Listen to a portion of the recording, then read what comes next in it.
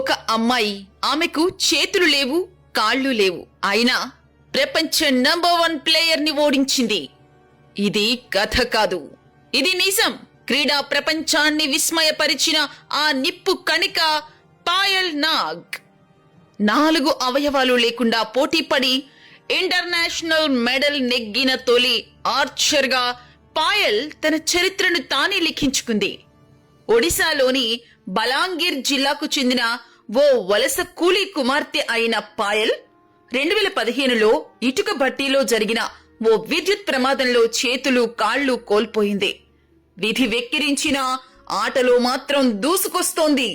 Bangkok లో జరిగిన world archery పారా series లో పాయల్ నాగ్ కాంపౌండ్ మహిళల ఫైనల్లో ప్రపంచ నంబర్ 1 శీతల్ దేవిని 139, 136తో ఓడించి గోల్డ్ మెడల్ సాధించింది. అయితే పాయల్ కథ అంత సవ్యంగా ఏమీ సాగలేదు. చిన్నప్పుడే జరిగిన విద్యుత్ ప్రమాదంలో పాయల్ చేతులు కాళ్లు కోల్పోగా కుటుంబం ఓ అనాథాశ్రమానికి పంపించింది. అప్పట్లో చాలా మంది ఆమెకు భవిష్యత్తే లేదని అనుకున్నారు. కానీ ఆమె మాత్రం ప్రపంచానికి తన గెలుపుతో దిమ్మ తిరిగి సమాధానమిచ్చింది. కఠిన సాధనతో ఆర్చరీ నేర్చుకుని కేవలం కొద్ది కాలంలోనే అంతర్జాతీయ స్థాయిలో గోల్డ్ మెడల్ సాధించింది. కేవలం 1 సంవత్సరంలోనే ఆమె అదే శీతల్ దేవిని 2 సార్లు ఓడించింది. ఇది ఆమె కెరీర్లో 2వ ఇంటర్నేషనల్ ఈవెంట్ మాత్రమే.